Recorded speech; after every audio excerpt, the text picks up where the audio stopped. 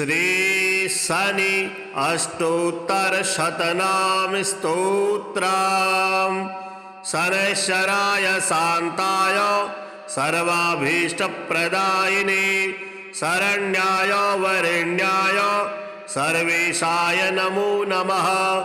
सौम्याय सुरवन्द्याय सुरलोकविहारिणे सुखासनोपविष्टाय सुंदराय नमो नमः। घनाय घनरूपाय घनाभरणधारिणे घनसारविलेपाय खद्योताय नमो नमः। मंदाय मंदचेष्टाय महनीय गुणात्मने मर्त्यपावनपादाय महेशाय नमो नमः।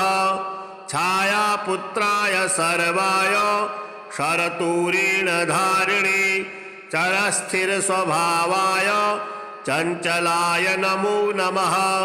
नीलवर्णाय नित्याय नीलांजननिभाय च नीलांबरविभूषाय निश्चलाय नमो नमः। वेद्याय विधिरूपाय विरोधाधारभूमये वेदास्पदस्वभावाय वज्रदेहाय ते नमः। वैराग्यदाय वीराय वीतरोगभयाय च विपत्परम्परेशाय विश्ववन्द्याय ते नमः। गृध्रवाहाय गूढ़ाय कूर्मांगाय कुरूपिणे कुत्सिताय गुणाढ्याय गोचराय नमो नमः। अविद्यामूलनाशाय विद्या विद्यास्वरूपिणे आयुष्कारणा उद्धर्ते च नमो नमः। विष्णुभक्ताय वशिने विविधागमवेदिने विधिस्तुत्याय वन्द्याय विरूपाक्षाय ते नमः। वरिष्ठाय गरिष्ठाय वज्रांकुशधराय च वरदाभयहस्ताय वामनाय नमो नमः।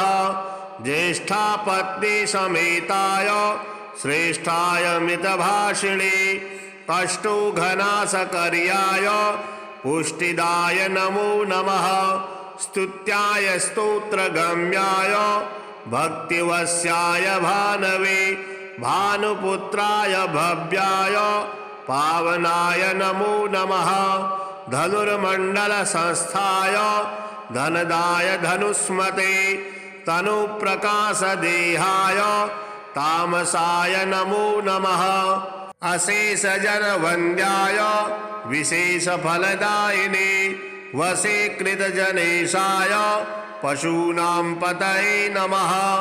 खेचराय खगेशाय घननीलांबराय च काठिन्यमानसायार्य गणस्तुत्याय ते नमः। नीलछत्राय नित्याय निर्गुणाय गुणात्मने निरामयाय निन्द्याय वन्दनीयाय ते नमः। धीराय दिव्यदेहाय दीनार्ति हरणाय च दैत्यनाशकरायार्य जनगण्याय ते नमः। क्रूराय क्रूरचेष्टाय कामक्रोधकराय च कलत्रपुत्रशत्रुत्व कारणाय नमो नमः। परिपोषितभक्ताय परिभीतिहराय च भक्तसङ्घमनोभीष्ट फलदाय नमो नमः। इत्थं शनैश्चरायेदं नाम्ना अष्टोत्तरं शतं प्रत्यहं प्रजपन्मर्त्युर्दीर्घमायुर्मवाप्नुयात्। श्री राहु अष्टोत्तरशतनाम स्तोत्रम्। शृणु नामानि राहुश्च सांहिकेयो विधुन्तुदः सुरशत्रुस्तमश्चैव फणिगार्ग्यायणस्तथा सुरारिर्नीलजीमूत संकाशस्य चतुर्भुजः खड्गखेटकधारी च वरदायकहस्तकः शूलायुधो मेघवर्णः कृष्णध्वजपताकवान् दक्षिणासामुखरतः त्रिशदृष्टधराय च शूर्पाकारासनस्थस्थ गोमेदाभरणप्रियः माषप्रियः कश्यपर्षे नन्दनो भुजगेश्वरः उल्कापातयिताशूले निधिपः कृष्णसर्वराट् विषज्ज्वालावृतास्योर्ध शरीरोज्जाड्यसम्प्रदः रवीन्दुभिकरच्छाया स्वरूपे कठिनाङ्गदः द्विशक्रच्छेदकोत्थ करालास्यो भयङ्करः क्रूरकर्मा तमोरूपः श्यामात्मा नीललोहितः किरीटी नीलवसनः शनिसामन्तवर्तमगः चाण्डालवर्णोऽर्थास्व्यक्षभो मेषभवस्तथा शनिवत्फलदः सूरो पसव्यगतिरेव च उपरागः करः सूर्य हिमांशुस्सविवाहारकः नीलपुष्पविहारस्य ग्रहश्रेष्ठोष्टमग्रह कबन्धमात्रदेहस्य यातुधानुकुलोद्भवः गोविन्दवरप्रात्रं च देवजातिप्रविष्टकः क्रूरो घोरः शनिर्मित्रं शुक्रमित्रमगोचरः माने गङ्गास्नाद्दाता स्वगृहे प्रबलाढ्यकः सद्गृहेऽन्यबलदृष्टश्चतुर्थे मातृनाशकः चन्द्रयुक्ते तु चाण्डाल जन्मसूचक एव तु जन्मसिंहे राज्यदाता महाकायस्तथैव च जन्मकर्ता विधिर्भु मत्तको ज्ञानदशशः जन्मकन्या राज्यदाता जन्महानिद एव च नवमे पितृहन्ता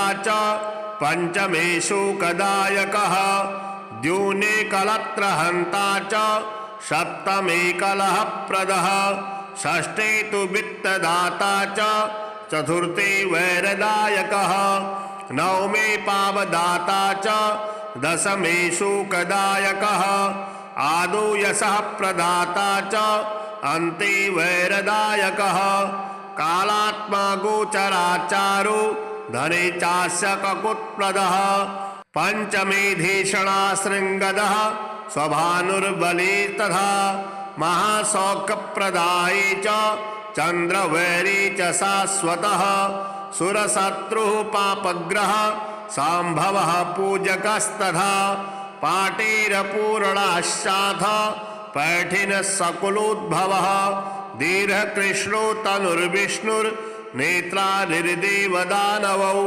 भक्तरक्षो राहुमूर्तिः सर्वाभीष्टफलप्रदः एतद्राहुग्रहस्योक्तं नाम्नामष्टोत्तरं शतं श्रद्धया यो जपे नित्यं मुच्यते सर्वसङ्कटात् सर्वसम्पत्करस्तस्य राहुरिष्टप्रदायकः श्रीकेतु अष्टोत्तरशतनाम स्तोत्रम् शृणुनामानि जप्यानि केतुरथमहामते केतुः स्थूलशिराश्चैव शिरो मात्रो ध्वजाकृतिः नवग्रहयुतः सिंहिका सूर्यगर्भसमुद्भव महाभीतिकरश्चित्र वर्णोर्वै पिङ्गलाक्षकः सफलो धूम्रसङ्कासः तीक्ष्णदृष्टो महोरगः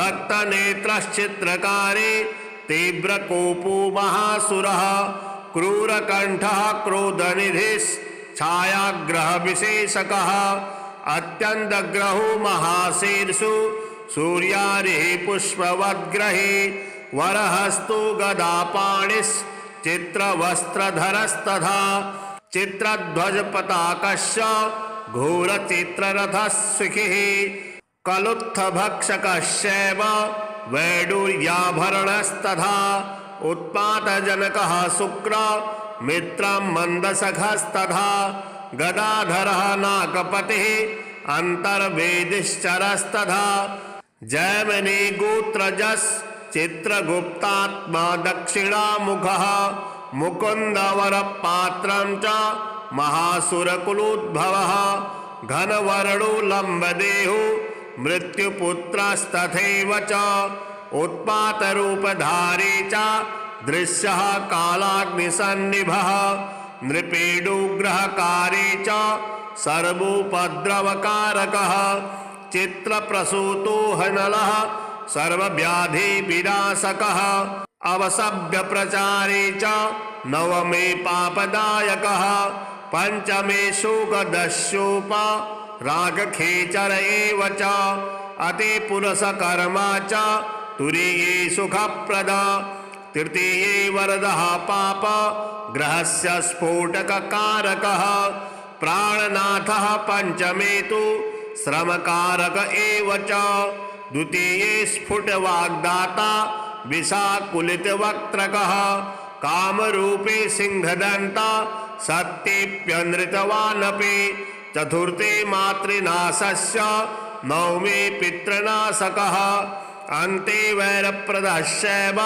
श्रुतानन्दनबन्धकः सर्पाक्षिजातो नङ्गस्य कर्मराशुद्भवस्तथा उपान्ते कीर्तदशस्यैव सप्तमे कलहप्रिय अष्टमे व्याधिकर्ता च धने बहुसुखप्रदा जननी रोगदस्यूर्धा मूर्धजोग्रहनायका पापदृष्टे खेशरस्यैव सांभवो शेषपूजितः शाश्वतस्य नटस्यैव शुभाशुभफलप्रदः धूम्रस्यैव सुधापाये यजितो भक्तवत्सलः सिंहासनः केतुमूर्ति रवीन्दुद्युतिनाशकः अमरः पीडको मर्त्यु विदृष्टो सुरेश्वरः भक्तरक्षोऽथ वैचित्र कपटस्य नन्दनस्तथा विचित्रफलदायी च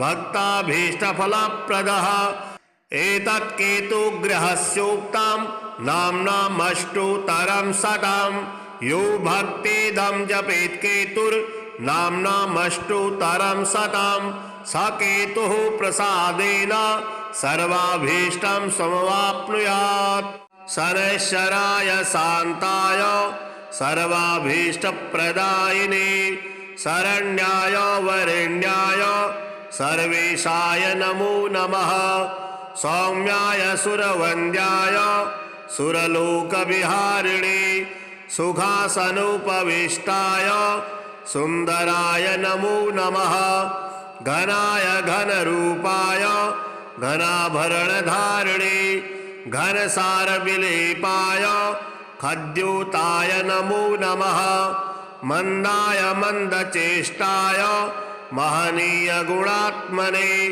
मर्त्यपावनपादाय महेशाय नमो नमः छायापुत्राय सर्वाय शरतूरीणधारिणे चरस्थिरस्वभावाय चञ्चलाय नमो नमः नीलवर्णाय नित्याय नीलाञ्जननिभाय च नीलाम्बरविभूषाय निश्चलाय नमो नमः वेद्याय विधिरूपाय विरोधाधारभूमये वेदास्पदस्वभावाय वज्रदेहाय ते नमः वैराग्यदाय वीराय वीतरोगभयाय च विपत्परम्परेशाय विश्ववन्द्याय ते नमः गृध्रवाहाय गूढाय कूर्मांगाय कुरूपिणे उत्सिताय गुणाढ्याय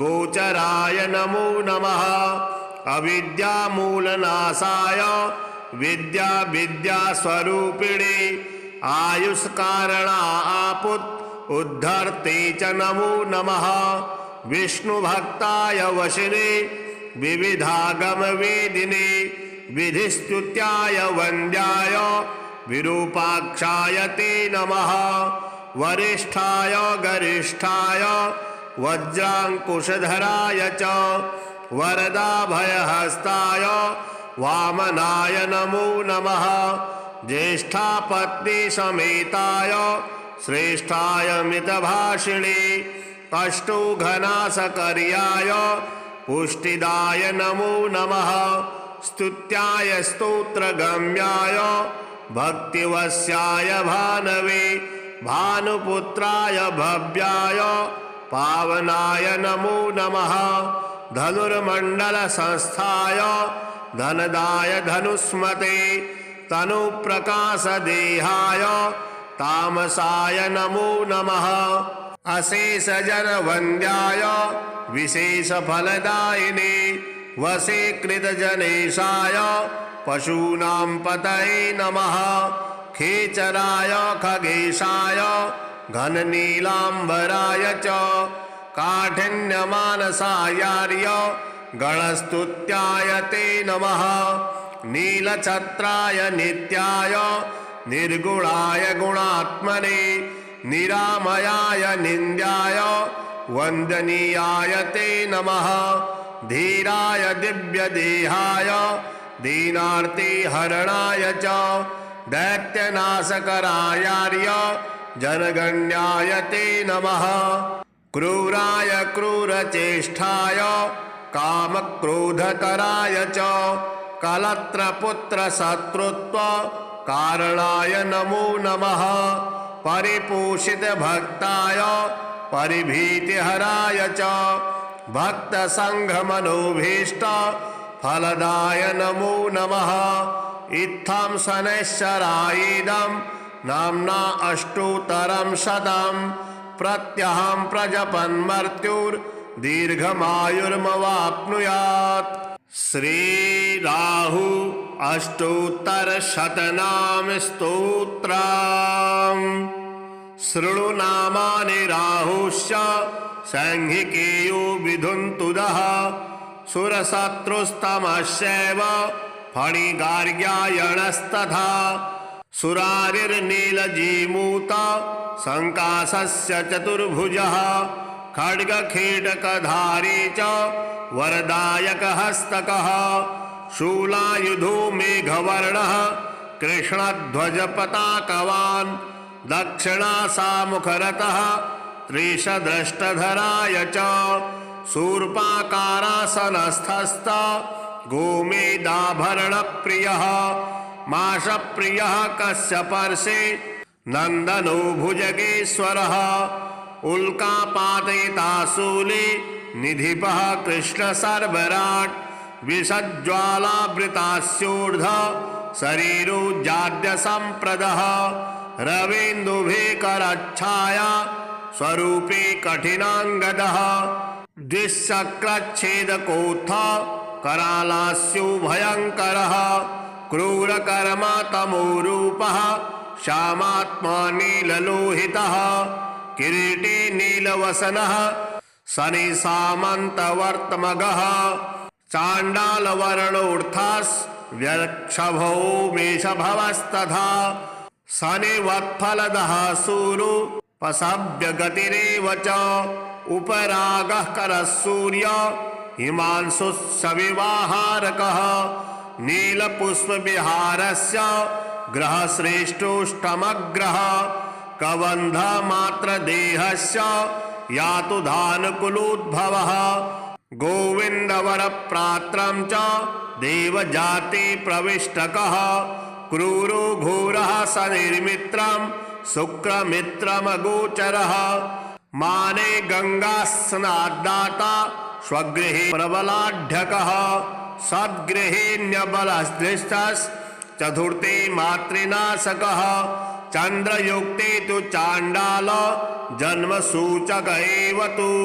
जन्मसिंहे राज्यदाता महाकायस्तथैव च जन्मकर्ता विधिर्भु मत्तको ज्ञानदशशः जन्मकन्या राज्यदाता जन्महानिद एव च नवमे पितृहन्ता च पंचमे शोकदायकः द्योने कलत्रहन्ता च सप्तमे कलहप्रदः षष्ठे तु वित्तदाता च चतुर्थे वैरदायकः नवमे पावदाता च दशमे शोकदायकः आदौ यशः प्रदाता च अन्ते वैरदायकः कालात्मा गोचराचारो धने चास्य ककुत्प्रदः पंचमेधीषणा शृंगदः स्वभानुर्बली तथा महासौख्यप्रदायी च चंद्रवैरी च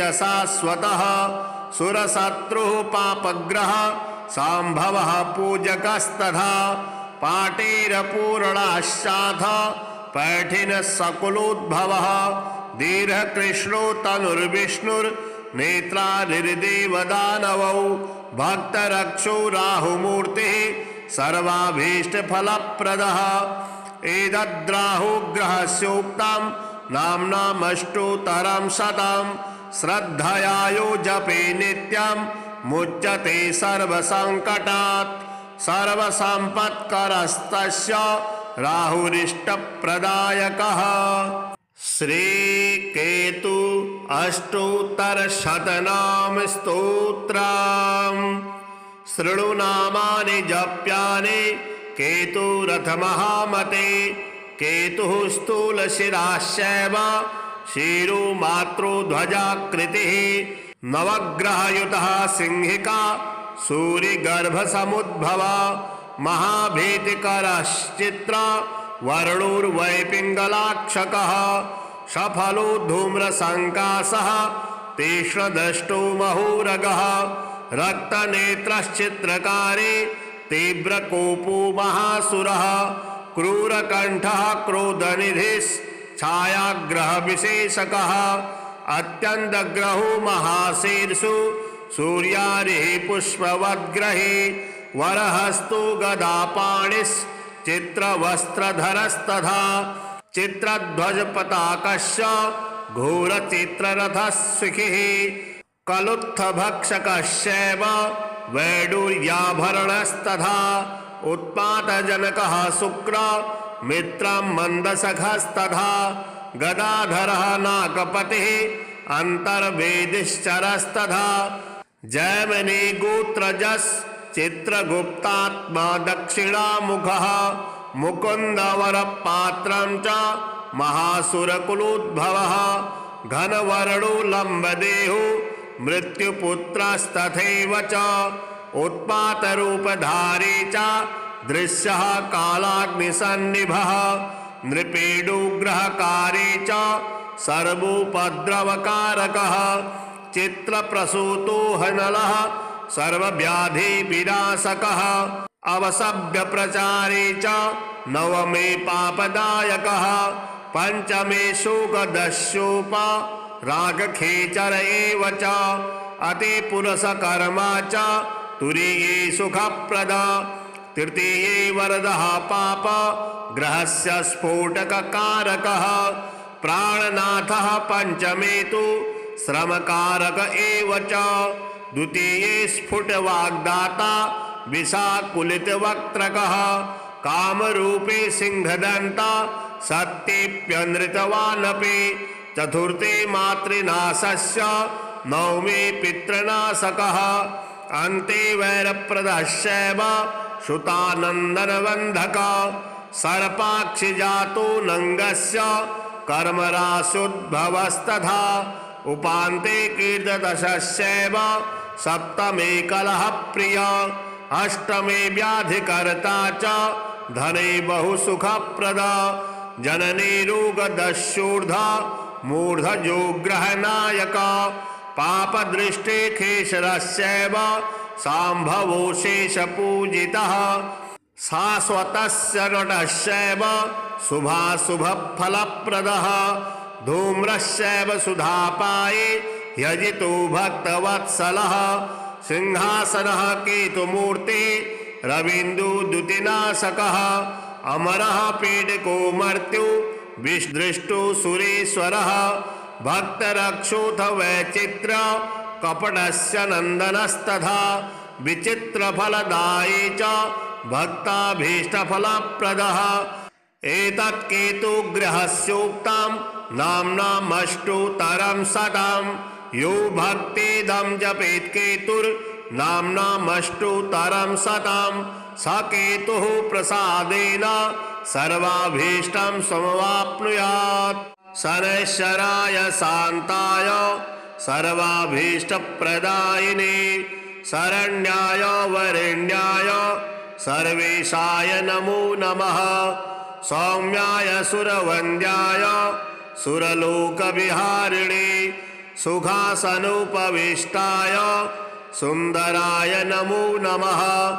घनाय घनरूपाय घनाभरणधारिणे घनसारविलेपाय खद्योताय नमो नमः। मन्दाय मन्दचेष्टाय महनीयगुणात्मने मर्त्यपावनपादाय महेशाय नमो नमः। छायापुत्राय सर्वाय शरतूरीणधारिणे चरस्थिरस्वभावाय चञ्चलाय नमो नमः। नीलवर्णाय नित्याय नीलाञ्जननिभाय च नीलाम्बरविभूषाय निश्चलाय नमो नमः। वेद्याय विधिरूपाय विरोधाधारभूमये वेदास्पदस्वभावाय वज्रदेहाय ते नमः। वैराग्यदाय वीराय वीतरोगभयाय च विपत्परम्परेशाय विश्ववन्द्याय ते नमः। गृध्रवाहाय गूढाय कूर्माङ्गाय कुरूपिणे कुत्सिताय गुणाढ्याय गोचराय नमो नमः। अविद्यामूलनाशाय विद्या विद्यास्वरूपिणे आयुष्कारणा उद्धर्ते च नमो नमः। विष्णुभक्ताय वशिने विविधागमवेदिने विधिस्तुत्याय वन्द्याय विरूपाक्षाय ते नमः। वरिष्ठाय गरिष्ठाय वज्राङ्कुशधराय च वरदाभयहस्ताय वामनाय नमो नमः। ज्येष्ठापत्नीसमेताय श्रेष्ठाय मितभाषिणे कष्टोघनाशकर्याय पुष्टिदाय नमो नमः। स्तुत्याय स्तोत्रगम्याय भक्तिवश्याय भानवे भानुपुत्राय भव्याय पावनाय नमो नमः। धनुर्मण्डलसंस्थाय धनदाय धनुष्मते तनुप्रकाशदेहाय तामसाय नमो नमः। अशेषजनवन्द्याय विशेषफलदायिने वशीकृतजनेशाय पशूनां पतये नमः। खेचराय खगेशाय घननीलाम्बराय च काठिन्यमानसायार्य गणस्तुत्याय ते नमः। नीलछत्राय नित्याय निर्गुणाय गुणात्मने निरामयाय निन्द्याय वन्दनीयाय ते नमः। धीराय दिव्यदेहाय दीनार्तिहरणाय च दैत्यनाशकरायार्य जनगण्याय ते नमः। क्रूराय क्रूरचेष्टाय कामक्रोधतराय च कलत्रपुत्रशत्रुत्व कारणाय नमो नमः। परिपोषितभक्ताय परिभीतिहराय च भक्तसङ्घमनोभीष्ट फलदाय नमो नमः। इत्थं शनैश्चरायेदं नाम्ना अष्टोत्तरं शतं प्रत्यहं प्रजपन्मर्त्युर्दीर्घमायुर्मवाप्नुयात्। श्रीराहु अष्टोत्तरशतनाम स्तोत्रम्। शृणु नामानि राहुश्च सैंहिकेयो विधुन्तुदः सुरशत्रुस्तमश्चैव फणिगार्ग्यायणस्तथा सुरारिर्नीलजीमूत संकाशस्य चतुर्भुजः खड्गखेटकधारी च वरदायकहस्तकः शूलायुधो मेघवर्णः कृष्णध्वजपताकवान् दक्षिणासामुखरतः त्रिशद्रष्टधराय च शूर्पाकारासनस्थस्थ गोमेदाभरणप्रियः माषप्रियः कस्य पर्षे नंदनो भुजगेश्वरः उल्कापातयिता शूले निधिपः कृष्ण सर्वराट् विषज्ज्वालावृतास्योर्ध शरीरो जाड्य संप्रदः रवीन्दुभिकरच्छाया स्वरूपे कठिनाङ्गदः द्विशक्रच्छेदकोत्थ करालास्यो भयङ्करः क्रूरकर्मा तमोरूपः श्यामात्मा नीललोहितः किरीटी नीलवसनः शनिसामन्तवर्तमगः चाण्डालवर्णोऽर्थास्व्यक्षभो मेषभवस्तथा शनिवत्फलदः सूरो पसव्यगतिरेव च उपरागः करः सूर्य हिमांशुस्सविवाहारकः नीलपुष्पविहारस्य ग्रहश्रेष्ठोष्टमग्रह कबन्धमात्रदेहस्य यातु धानुकुलोद्भवः गोविन्दवरप्रात्रं च देवजाति प्रविष्टकः क्रूरो घोरः शनिर्मित्रं शुक्रमित्रमगोचरः माने गङ्गास्नाद्दाता स्वगृहे प्रबलाढ्यकः सद्गृहेऽन्यबलदृष्टश्चतुर्थे मातृनाशकः चन्द्रयुक्ते तु चाण्डाल जन्मसूचक एव तु जन्मसिंहे राज्यदाता महाकायस्तथैव च जन्मकर्ता विधिर्पु मत्तको ज्ञानदशशः जन्मकन्या राज्यदाता जन्महानिद एव च नवमे पितृहन्ता च पंचमे शोकदायकः द्यूने कलत्रहन्ता च सप्तमे कलहप्रदः षष्ठे तु वित्तदाता च चतुर्थे वैरदायकः नवमे पावदाता च दशमे शोकदायकः आदौ यशः प्रदाता च अन्ते वैरदायकः कालात्मा गोचराचारो धने चास्य ककुत्प्रदः पंचमे धीषणाशृङ्गदः स्वभानुर्बले तथा महासौख्यप्रदाये च चन्द्रवैरी च शाश्वतः सुरशत्रुः पापग्रह सम्भवः पूजकस्तथा पाटेरपूर्णाश्चाथ पैठिनः सकुलोद्भवः दीर्घकृष्णो तनुर्विष्णुर्नेत्रानिर्देवदानवौ भक्तरक्षो राहुमूर्तिः सर्वाभीष्टफलप्रदः एतद्राहुग्रहस्योक्तं नाम्नामष्टोत्तरं शतं श्रद्धया यो जपे नित्यं मुच्यते सर्वसङ्कटात् सर्वसम्पत्करस्तस्य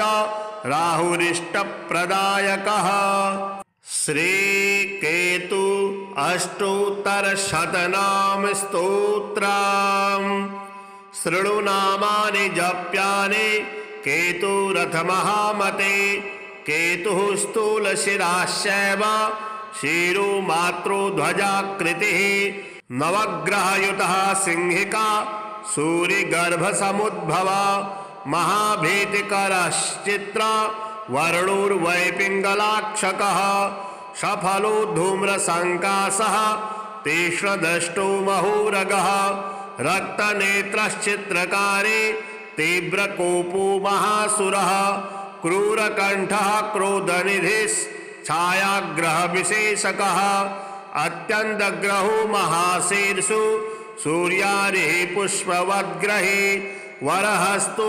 गदापाणिश्चित्रवस्त्रधरस्तथा चित्रध्वजपताकस्य घोरचित्ररथशिखिः कलुत्थभक्षकश्चैव वैडूर्याभरणस्तथा उत्पातजनकः शुक्र मित्रं मन्दसखस्तथा गदाधरः नागपतिः अन्तर्वेदिश्चरस्तथा जैमिनी गोत्रजस् चित्रगुप्तात्मा दक्षिणामुखः मुकुन्दवरपात्रं च महासुरकुलोद्भवः घनवर्णो लम्बदेहो मृत्युपुत्रस्तथैव च उत्पातरूपधारी च दृश्यः कालाग्निसन्निभः नृपेडुग्रहकारी च सर्वोपद्रवकारकः चित्रप्रसूतो हनलः सर्वव्याधिविनाशकः अवसभ्यप्रचारे च नवमे पापदायकः पंचमे शोकदस्योपरागखेचर एव च अतिपुरुषकर्मा च तुरीये सुखप्रदा तृतीये वरदः पाप ग्रहस्य स्फोटककारकः प्राणनाथः पंचमे तु श्रमकारक एव च द्वितीये स्फुटवाग्दाता विषाकुलितवक्त्रकः कामरूपे सिंहदन्ता सत्यप्यनृतवानपि चतुर्थे मातृनाशस्य नवमे पितृनाशकः अन्ते वैरप्रदश्चैव श्रुतानन्दनबन्धक सर्पाक्षिजातो नङ्गस्य कर्मराशुद्भवस्तथा उपान्ते कीर्तदशस्यैव सप्तमे कलहप्रिय अष्टमे व्याधिकर्ता च धने बहुसुखप्रदा जननी रोगदस्यूर्धा मूर्धजोग्रहनायक पापदृष्टे खेशरस्यैव सांभवो शेषपूजितः शाश्वतस्य नटस्यैव शुभाशुभफलप्रदः धूम्रस्यैव सुधापाये यजितो भक्तवत्सलः सिंहासनः केतुमूर्ति रवीन्दुद्युतिनाशकः अमरः पीडको मर्त्यु विदृष्टो सुरेश्वरः भक्तरक्षोऽथ वैचित्र कपटस्य नन्दनस्तथा विचित्रफलदायी च भक्ताभीष्टफलप्रदः एतत्केतुग्रहस्योक्तां नाम्नामष्टोत्तरं शतं यो भक्तिदं जपेत् केतुर्नाम्नामष्टोत्तरं शतं स केतुः प्रसादेन सर्वाभीष्टं समवाप्नुयात् शनैश्चराय शान्ताय सर्वाभीष्टप्रदायिने शरण्याय वरेण्याय सर्वेशाय नमो नमः सौम्याय सुरवन्द्याय सुरलोकविहारिणे सुखासनोपविष्टाय सुन्दराय नमो नमः घनाय घनरूपाय घनाभरणधारिणे घनसारविलेपाय खद्योताय नमो नमः मन्दाय मन्दचेष्टाय महनीय गुणात्मने मर्त्यपावनपादाय महेशाय नमो नमः छायापुत्राय सर्वाय शरतूरीणधारिणे चरस्थिरस्वभावाय चञ्चलाय नमो नमः नीलवर्णाय नित्याय नीलाञ्जननिभाय च नीलाम्बरविभूषाय निश्चलाय नमो नमः वेद्याय विधिरूपाय विरोधाधारभूमये वेदास्पदस्वभावाय वज्रदेहाय ते नमः वैराग्यदाय वीराय वीतरोगभयाय च विपत्परम्परेशाय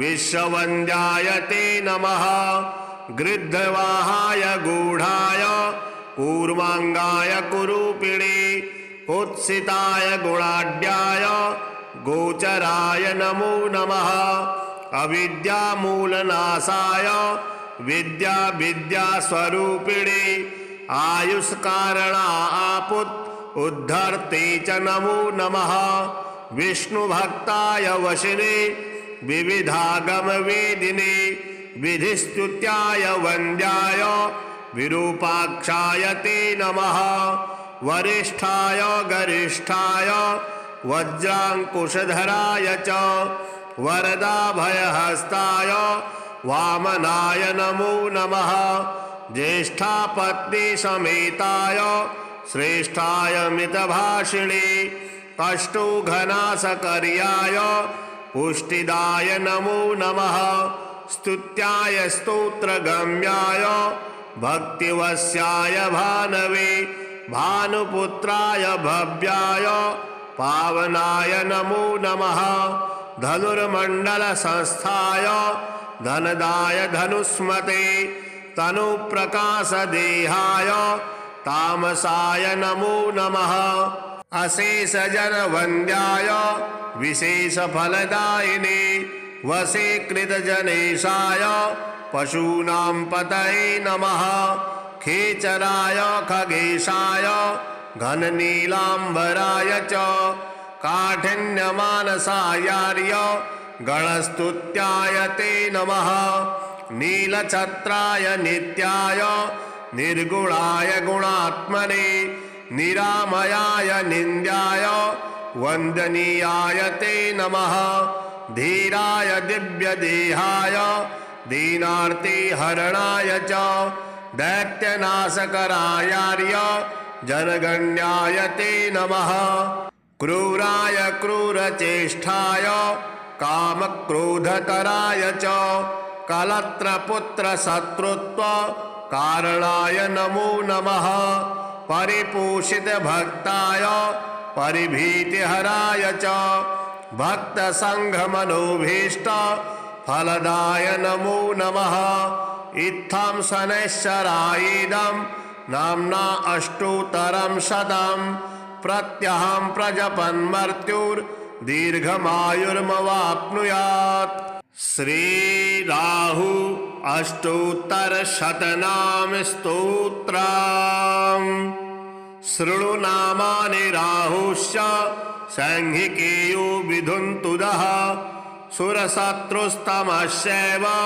फणिगार्ग्यायणस्तथा सुरारिर्नीलजीमूत संकाशस्य चतुर्भुजः खड्गखेटकधारी च वरदायकहस्तकः शूलायुधो मेघवर्णः कृष्णध्वजपताकवान् दक्षिणासामुखरतः त्रिशद्रष्टधराय च शूर्पाकारासनस्थस्थ गोमेदाभरणप्रियः माशप्रियः कश्यपर्षे नन्दनो भुजगेश्वरः उल्कापातयिताशूले निधिपः कृष्णसर्वराट् विषज्ज्वालावृतास्योर्ध शरीरोज्जाड्यसम्प्रदः रवीन्दुभिकरच्छाया स्वरूपे कठिनाङ्गदः द्विशक्रच्छेदकोत्थ करालास्यो भयङ्करः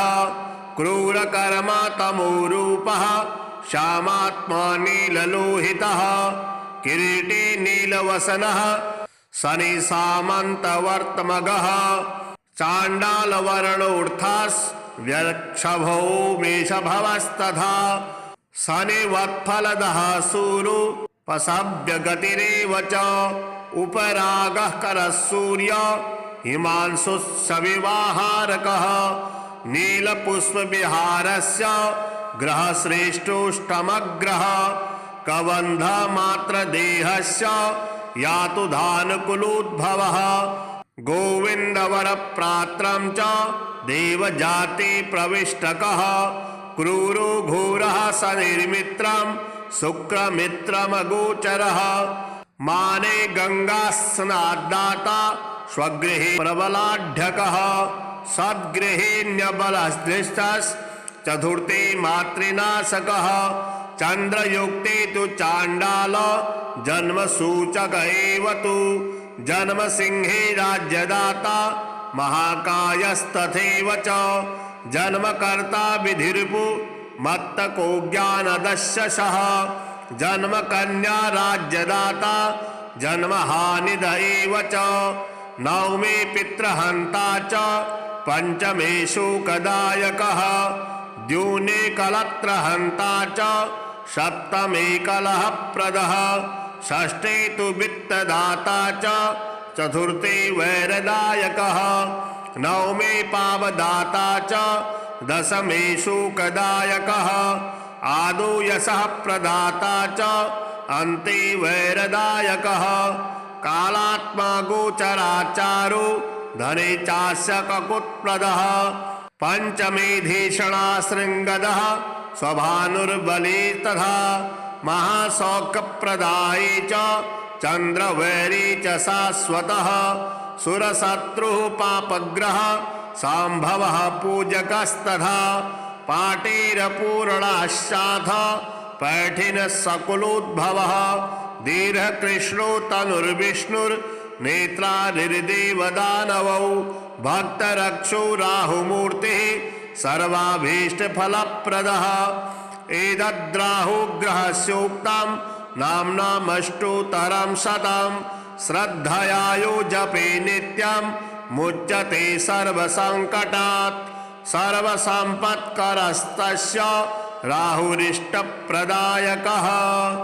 श्रीकेतु अष्टोत्तरशतनाम स्तोत्रम् शृणु नामानि जप्यानि केतुरथ महामते केतुः स्थूलशिराश्चैव शिरो मात्रो ध्वजाकृतिः नवग्रहयुतः सिंहिका सूर्यगर्भसमुद्भवा महाभीतिकरश्चित्र वर्णोर्वैपिङ्गलाक्षकः सफलो धूम्रसङ्कासः तीक्ष्णदष्टो महोरगः रक्तनेत्रश्चित्रकारे तीव्रकोपो महासुरः क्रूरकण्ठः क्रोधनिधिश्छायाग्रहविशेषकः अत्यन्तग्रहो महाशीर्षो सूर्यारिः पुष्पवद्ग्रहे वरहस्तो गदापाणिश्चित्रवस्त्रधरस्तथा चित्रध्वजपताकस्य घोरचित्ररथः सुखिः कलुत्थभक्षकश्चैव वैडूर्याभरणस्तथा उत्पातजनकः शुक्र मित्रं मन्दसखस्तथा गदाधरः नागपतिः अन्तर्वेदिश्चरस्तथा जैमिनी गोत्रजस् चित्रगुप्तात्मा दक्षिणामुखः मुकुन्दवरपात्रं च महासुरकुलोद्भवः घनवर्णो लम्बदेहो मृत्युपुत्रस्तथैव च उत्पातरूपधारी च दृश्यः कालाग्निसन्निभः नृपेडुग्रहकारी च सर्वोपद्रवकारकः चित्रप्रसूतो हनलः सर्वव्याधिविनाशकः अवसभ्यप्रचारे च नवमे पापदायकः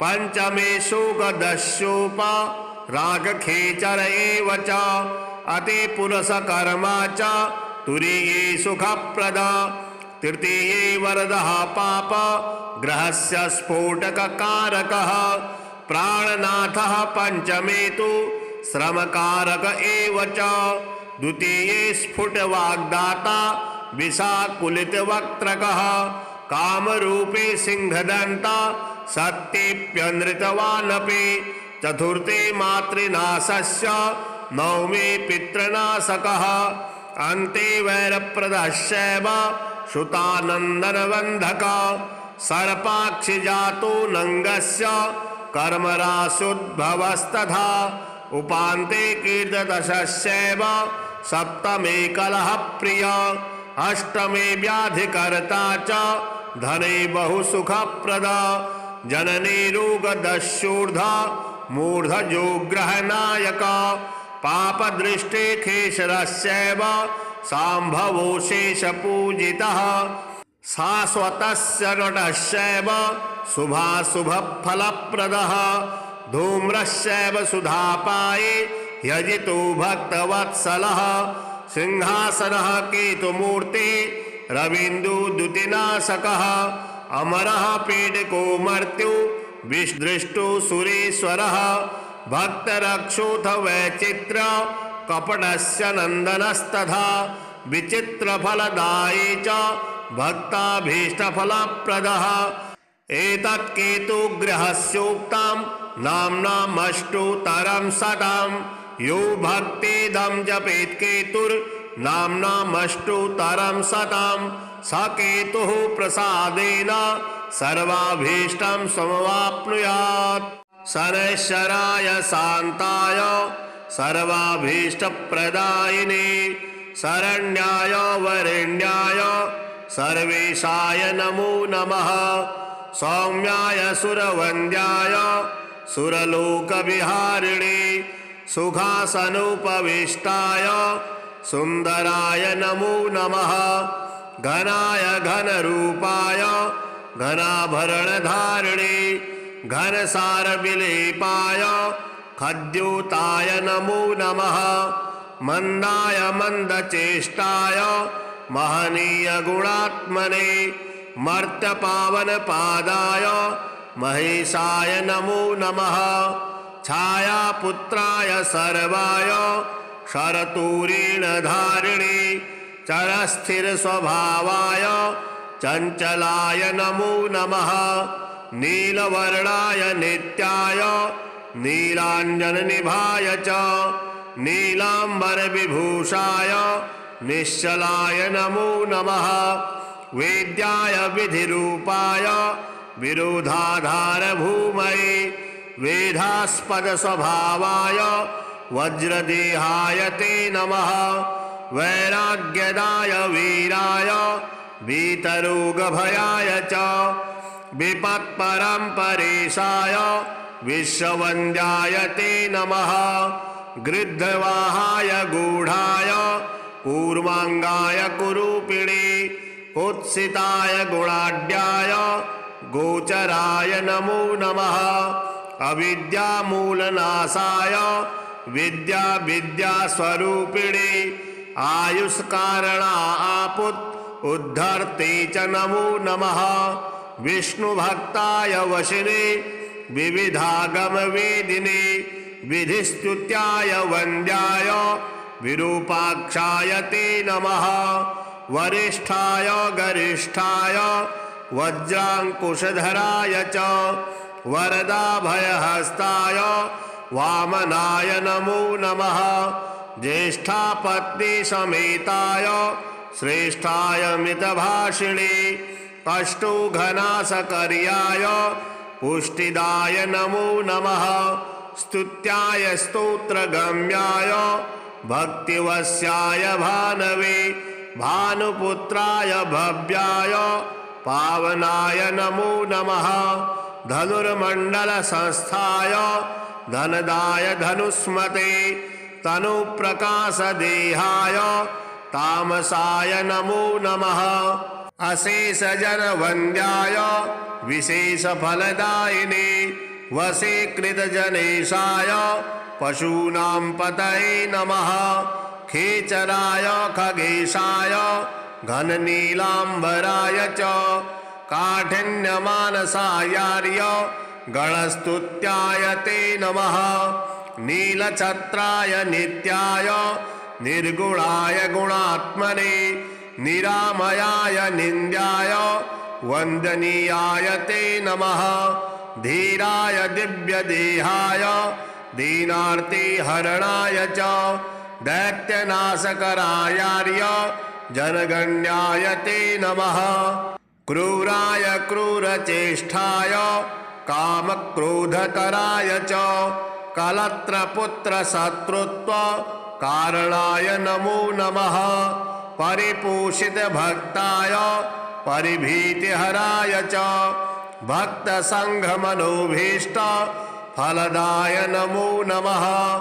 इत्थं शनैश्चरायेदं नाम्ना अष्टोत्तरं शतं प्रत्यहं प्रजपन्मर्त्युर्दीर्घमायुर्मवाप्नुयात्।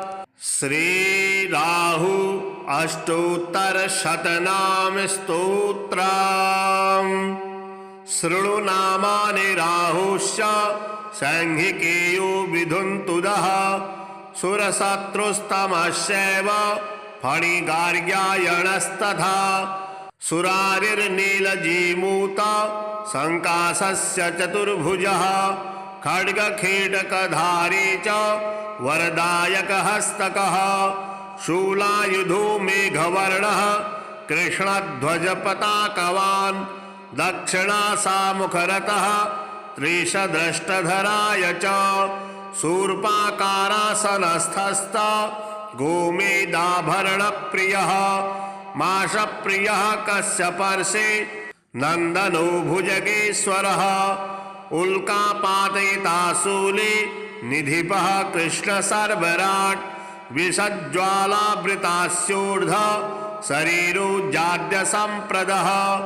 रवीन्दुभिकरच्छाया स्वरूपे कठिनाङ्गदः द्विशक्रच्छेदकोत्थ करालास्यो भयङ्करः क्रूरकर्मा तमोरूपः श्यामात्मा नीललोहितः किरीटे नीलवसनः शनिसामन्तवर्तमगः चाण्डालवर्णोऽर्थास्व्यक्षभो मेषभवस्तथा शनिवत्फलदः सूरो पशव्यगतिरेव च उपरागः करः सूर्य हिमांशुस्सविवाहारकः नीलपुष्पविहारस्य ग्रहश्रेष्ठोऽष्टमग्रहः कबन्धमात्रदेहस्य यातुधानुकुलोद्भवः गोविन्दवरप्रात्रं च देवजाति प्रविष्टकः क्रूरो घोरः शनिर्मित्रं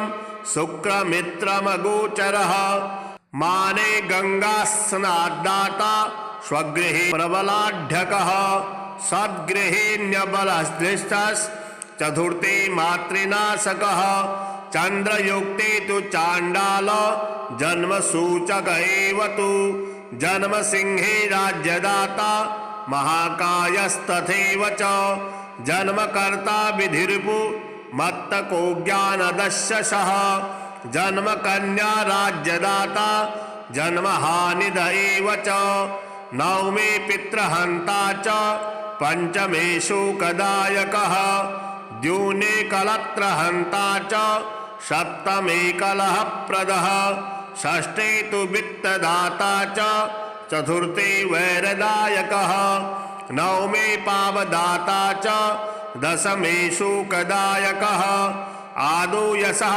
प्रदाता च अन्ते वैरदायकः कालात्मा गोचराचारो धने चास्य ककुत्प्रदः पंचमे धीषणाशृङ्गदः स्वभानुर्बले तथा महासौख्यप्रदाये च चन्द्रवैरी च शाश्वतः सुरशत्रुः पापग्रह सांभवः पूजकस्तथा पाटेरपूर्णाश्चाथ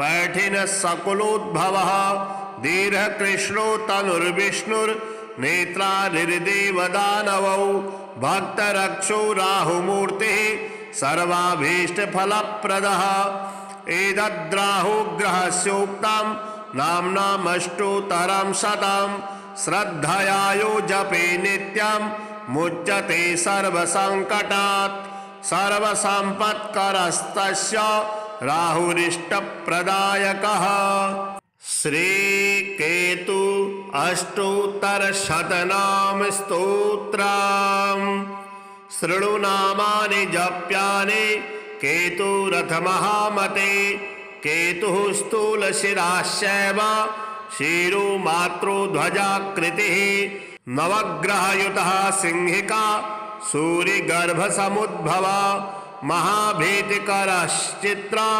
वर्णोर्वैपिङ्गलाक्षकः सफलो धूम्रसङ्कासः तीक्ष्णदृष्टो महोरगः रक्तनेत्रश्चित्रकारे तीव्रकोपो महासुरः क्रूरकण्ठः क्रोधनिधिश्छायाग्रहविशेषकः अत्यन्तग्रहो महाशीर्षो सूर्यारिः पुष्पवद्ग्रहे वरहस्तो गदापाणिश्चित्रवस्त्रधरस्तथा चित्रध्वजपताकस्य घोरचित्ररथस्विखिः कलुत्थभक्षकश्चैव वैडूर्याभरणस्तथा उत्पातजनकः शुक्र मित्रं मन्दसखस्तथा गदाधरः नागपतिः अन्तर्वेदिश्चरस्तथा जैमिनी गोत्रजस् चित्रगुप्तात्मा दक्षिणामुखः मुकुन्दवरपात्रं च महासुरकुलोद्भवः घनवर्णो लम्बदेहो मृत्युपुत्रस्तथैव च उत्पातरूपधारी च दृश्यः कालाग्निसन्निभः नृपेडुग्रहकारी च सर्वोपद्रवकारकः चित्रप्रसूतो हनलः सर्वव्याधिविनाशकः अवसभ्य प्रचारे च नवमे पापदायकः पंचमे शोकदस्योप रागखेचर एव च अति पुरुषकर्मा च तुरीये सुखप्रदा तृतीये वरदः पाप ग्रहस्य स्फोटककारकः प्राणनाथः पंचमे तु श्रमकारक एव च द्वितीये स्फुटवाग्दाता विषाकुलितवक्त्रकः कामरूपे सिंहदन्ता सत्येऽप्यनृतवानपि चतुर्थे मातृनाशस्य नवमे पितृनाशकः अन्ते वैरप्रदश्चैव श्रुतानन्दनबन्धक सर्पाक्षिजातो नङ्गस्य कर्मराशुद्भवस्तथा उपान्ते कीर्तदशस्यैव सप्तमे कलहप्रिय अष्टमे व्याधिकर्ता च धने बहुसुखप्रदा जननी रोगदस्यूर्धा मूर्धजोग्रहनायक पापदृष्टे खेचरस्यैव शाम्भवो शेषपूजितः शाश्वतस्य नटस्यैव शुभाशुभफलप्रदः धूम्रस्यैव सुधापाये यजितो भक्तवत्सलः सिंहासनः केतुमूर्ते रवीन्दुद्युतिनाशकः